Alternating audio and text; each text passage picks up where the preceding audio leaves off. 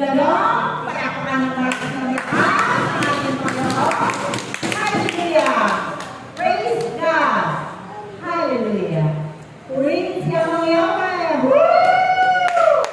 Purihin ang Panginoon sa Kristo! Purihin ang Panginoon sa Espiritu Santo! Purihin, purihin, purihin. God is good all the time. God is good. Set my spirit free. Yahweh Shaddai, Yahweh Shaddai, set my spirit free. maraming palakpak. Maraming grasya. Lord Jesus, I trust in you, I trust in you. Lord Jesus. Amen. Lapan natin ng malakas na malakas ng ating Panginoon. Hallelujah. Praise God. Hallelujah. Ngayon naman, nabatak po natin ang ating mga ngiti. Bakit natin kailangan ngiti? Sapagkat tatanggapin natin si Jesus, ang salita ng Diyos. Sinabi ng ating Panginoon, nakikinig sa akin ang aking mga lupa. Kayo ay lupa ni Jesus? Amen. Kung ganon, makinig, makinig, makinig, ang may pandinig. Amen! Lapan natin ang kapagmakan ng ating Panginoon. Hallelujah! Praise God! Hallelujah! Ngayon naman, dadako na tayo sa ating pagsasalusaluhan, mabuting balita ng ating Panginoon mula sa aklat ni San Mateo.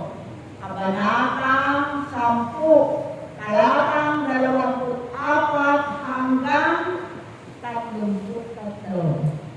Amen? Ang darating na pag-uusig. Si Jesus, sinabi sa kanyang mga alagad, ang darating na pag-uusig. Bakit niya sinasabi? Ang mga pag-uusig na darating, hindi pa nangyayari. Sinasabi na ng ating Panginoon sa kanyang mga alagad, sapagkat siya'y aakyat na sa langit. Kaya pinatahagad niya ang mga kalooban ng kanyang mga alagad sapagkat sila'y magdadanas ng hirap ng mga pag-uusig. Amen? Kaya nga, sinabi ng ating Panginoon sa talinghaga, walang alagad na hihigit pa sa kanyang guro. Walang alipin na hihigit pa sa kanyang Panginoon. Magkasya na, masyahan na ang guro, ang alipin, ang alagad na matulad sa kanyang guro. Anong ibig sabihin? Sinabi ng ating Panginoon, kung ako'y inusig, kayo'y uusigin din. Kung ako'y sinunod nila ang lahat kong mga sinasabi, susundin din nila ang inyong sasabihin. Lahat ng ito ay gagawin nila dahil sa hindi pagkakilala sa nagsugo sa amin. Sino yung nagsugo kay Jesus? Ang Diyos.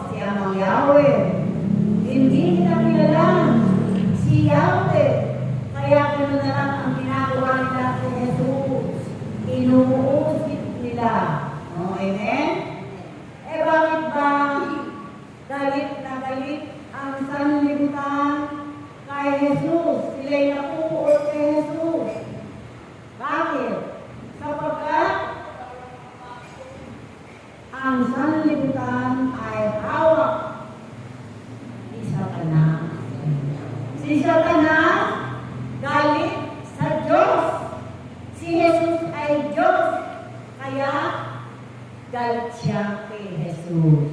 Yan. Kaya nga sinabi niya sa kanyang mga alagad, kayo man ay kinapuputan ng sanlibutan. Kung kayo'y taga-sanlibutan, hindi nila kayo mapuputan. Aangkinin niya kayo, no? Katulad na sa kanya. Pero dahil sa kayo hindi taga-sanlibutan, sapagkat pinili ko kayo mula sa sanlibutan. Pinili ko na kayo mula sa sanlibutan. Kaya, hindi na kayo taga-sanlibutan. Taga-saan na kayo? Taga-langit. Pagin tayo ay pinili. Pinili tayo ng Panginoon. No? Para sa kanyang gawain. Kaya, hindi rin tayo taga-sanlibutan. Tayo ay taga-saan? Taga-langit. Doon ang ating tirahan sa langit. Amen ba? No? Kaya nga tayo, hindi makakaligtas sa pag-uusig na kamukha ng ginagawa sa mga alagad. Pero ang ginawa sa mga alagad ay matinding pag-uusig, no? Dahil sila ang nagpasimula ng pagpapakilala sa ating Panginoon na siya ay Diyos. Amen ba? Pero hindi naniniwala sa Kanya ang mga taga-sanlibutan. Bakit? Sapagkat si Satanas ang umaano sa kanila, umaagapan. Amen ba? Kaya sinabi ng ating Panginoon sa Kanyang mga alagad, huwag kayong matakot. No? Huwag kayong matakot sa kanila. Magpatuloy kayo sapagkat hindi ko kayo pababayaan. Bakit? Sapagkat si Jesus laging nakagabay at nakapatnubay sa kanila. No? Sabi na, sinabi ng Panginoon sa kanila, ang sinabi ko sa inyo sa dilim, sabihin niyo sa liwanag. Yung ipinangaral ko sa inyo, ipangaral niyo sa lahat ang pabulong kung sinabi, isigaw ninyo. No? Kaya ipagsigawan ninyo ang paghahari ng Diyos sa lahat ng dako. Kaya nga yung mga alagad na hali ang kanilang mga buhay. Dahil hindi sila natakot na pagsigawan ang katotohanan na si Jesus ay Diyos. Amen? Kaya nga mga kapatid, no, na sila'y patuloy na sumusunod sa utos ng ating Panginoon sapagkat sinabi ng ating Panginoon sa kanila, huwag kayong matakot sapagkat gagabayan ko kayo, ililigtas ko kayo. Amen ba? No. Ililigtas sila ng Panginoon. At tulad ni Pedro, di ba si Pedro ay nakulong? Gusto lang ipapatay ni Herodes, pero sinugo ng Diyos ang anghel para ilabas si Pedro. Gayon din si Pablo at si Silas. Sila kinulong, pero ano ginawa nila? Kumanta sila ng himno. No? At ano nangyari? Lumito. Nakalat ang kanilang mga sali, mga bakal na nakaan sa kanila. At sila'y nakalabas ng umungan. Ganyan ang Panginoon. No? Hindi kanya pababayaan anuman ang mangyari. No? Andiyan siya nakagabay ang Panginoon sa lahat ng kanilang pinatutunguhan. Hindi sila pinababayaan ng Diyos. No? Sabi nga, ang maya ay 2 pero hindi sila nahuhulog sa langit sapagkat kung hindi kalooban ng Diyos, kayo pa kaya? Mas mahalaga kayo sa libo-libo mga maya. Kaya nga sila, nakatuon ang kanilang mga isip sa Panginoon. Siya lamang ang magpagliligtas, anumang panganib ang kanilang suungin. No? Sabi ng Panginoon, huwag kayong matakot sa pumapatay ng katawan. Hindi naman nagpapatay ng kaluluwa. Matakot kayo sa pumapatay ng katawan at nagbubulit ng kaluluwa sa impyerno. Sino yun? Ang Diyos. Matakot kayo sa Diyos sapagkat siya lang ang may magagawa, ang may kapangyarihan upang mabulit ang masasama sa impyerno. Amen? Palakpakan natin ang ating Panginoon. Hallelujah. Praise God. Hallelujah. Kaya nga ang ating Diyos, alam niya lahat ang nangyayari. Di ba? Makapangyarihan ng ating Panginoon. No? Saliksik niya ang puso ng bawat isa sa atin. Alam niya kung ikaw ay nagsisinungaling o hindi. Alam ng Panginoon. No? Siya rin ang sumusugat at siya rin ang nagpapagaling. Siya ang may hawak ng ating buhay. Wala tayong magagawa pag tayo kukuhanin na ng ating Panginoon. Kaya't manalig tayo sa Diyos. Ang Diyos lamang ang ating panaligan sapagkat siya lang ang may magagawa sa atin. Sabi na, natalimhaga, kung ikaw walang nalilihim na hindi makubiyan, walang natatago na hindi malalungkot sapagkat ang Diyos ang nakakaalam ng lahat ng mga ginagawa ng mga tao. Kaya kung ikaw ay naglilihim, ibig sabihin pag ito ay lihim, ito ay masama. Diba? Kaya ibubunyag ng Diyos. No. Ibubunyag yung lihim mo ng sama. At gayon din naman, kung ikaw ay nakapatay at itinago mo, ilalagay yan ng Panginoon. Sapagkat basta niya ang bawat isa sa atin, alam ng Diyos ang ating mga ginagawa dito sa ibabaw ng lupa. Walang nalilingit sa Diyos. Alam niya ang mangyayari sa hinaharap. No? Yung mangyayari sa isa nakaraan, alam din niya. Iba talaga ang Diyos. No? Na hindi natin kayang arutin ang kanyang kaisipan. Sin tayo ng langit ang kaisipan ng Diyos at sinlalim ng dagat. No, hindi mo kayang arutin ang kanyang kaisipan. Kaya hindi magpapareho ang isip ng tao sa isip ng Diyos. Kaya nga tayo, pagpasailalim tayo sa Diyos, maglingkod tayo sa Diyos, sapagkat bilang gusto niya sa atin, sumunod sa kanyang kalooban. No, sumunod tayo, sapagkat hindi niya tayo pababayaan pag tayo ay sumunod sa kanya. O, amen? Pag hindi ka sumunod, anong mangyayari sa iyo? Mapapahamak ka. Amen? O, di ba? Ang pagsunod sa ating Panginoon ay pagdaan sa matuwid na landas, yung buhay na ganap at kasiyasiya ang iyong mararanasan sa buhay na ito. Kapag ikaw ay sumusunod sa ating Panginoon. Amen? Palakpakan natin ang ating Panginoon. Hallelujah!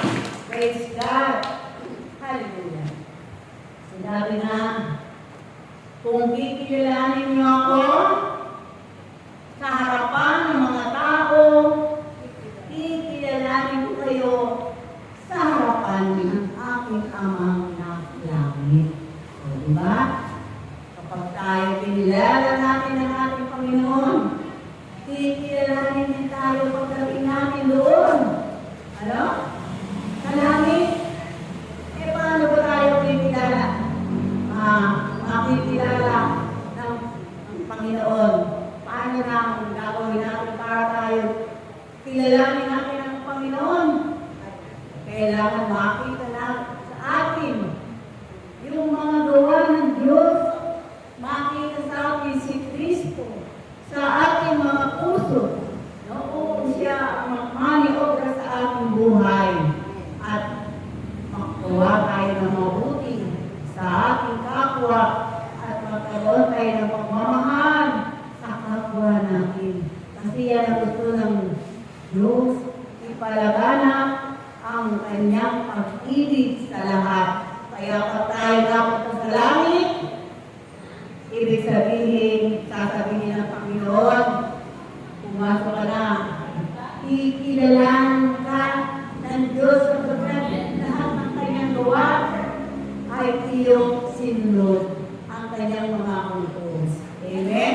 Pero kapag itinatwa mo ang Diyos, itinatwa mo si Jesus, hindi mo siya pinilala, ang sabi ng ating Panginoon,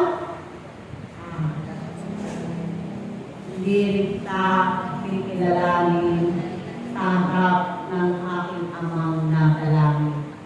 O, dahil sa mga tao, itinatwa mo ang Diyos, si Jesus. Bakit paano natin malalaman na itinatwa si Jesus?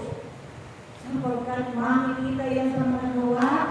Pag ang ating gawa ay masama, sino ang sinusunod natin? Sino ang kinikilala natin?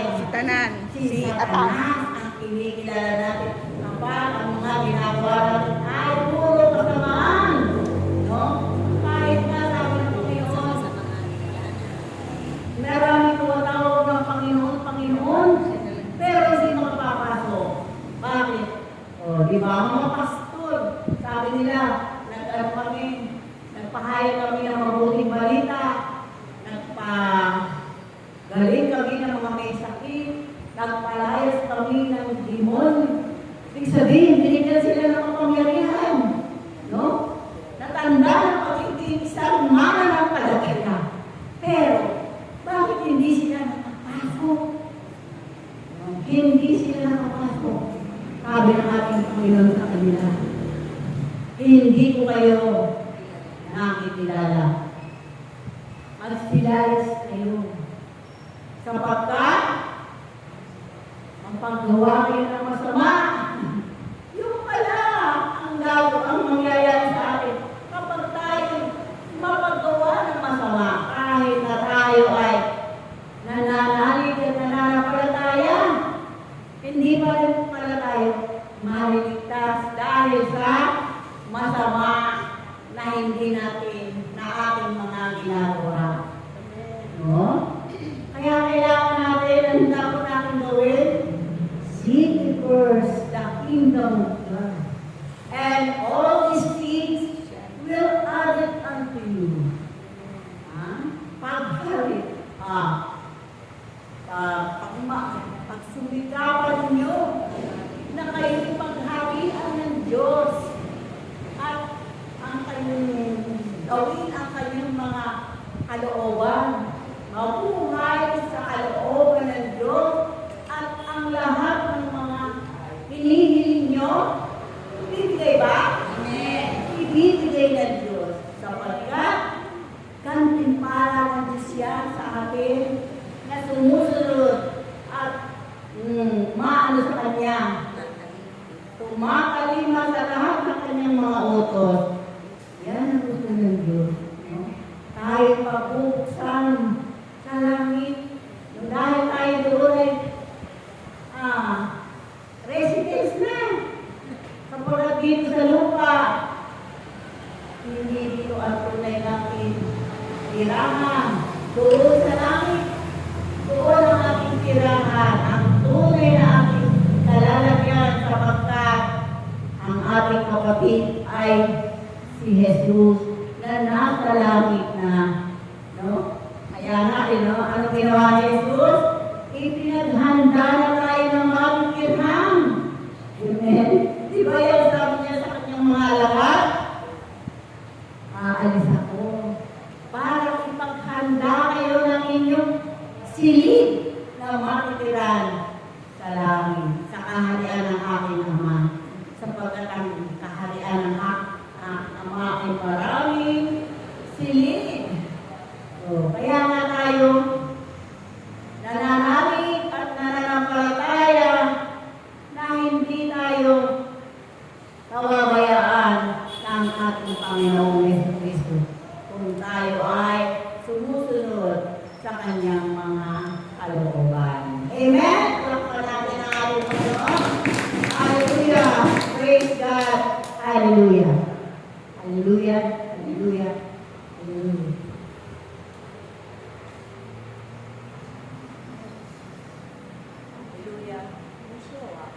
Kaya't lahat na kanyang itinalaga at pinili sa kalingan ay huwag ninyong aalintanahin. Ano man ang ipinagagawa ng Diyos, ito'y kung gusto ninyong sundin lang.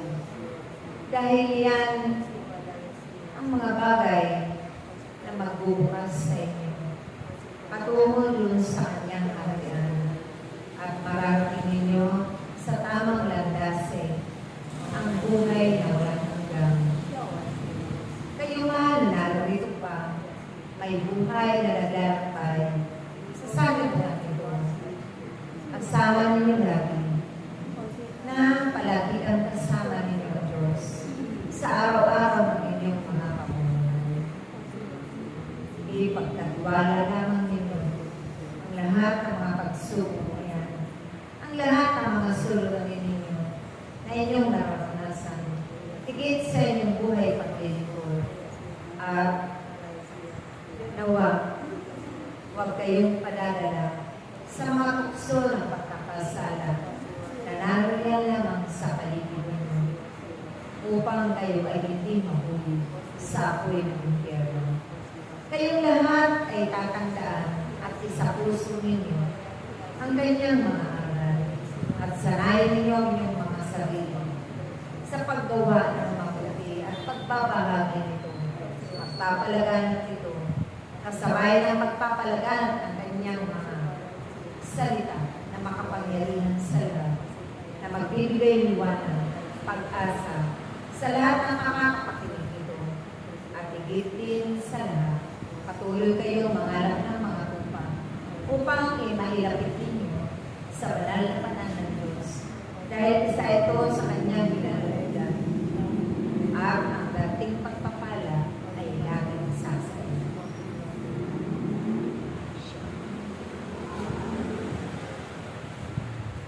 Yan, di ba? Sumunod lang tayo sa ating Panginoon at sa kanyang mga kalooban. No? Ay hindi niya tayo papabayaan. At ituturo tayo sa daan patungo sa buhay na walang hanggan. Doon tayo, ano ba yung ating magiging sa buhay na walang hanggan? Pinakamahalaga pa lahat yan. Yung buhay na walang hanggan na dapat natin pinasusulitapan na makamtan sa ating buhay. Amen? Ayan.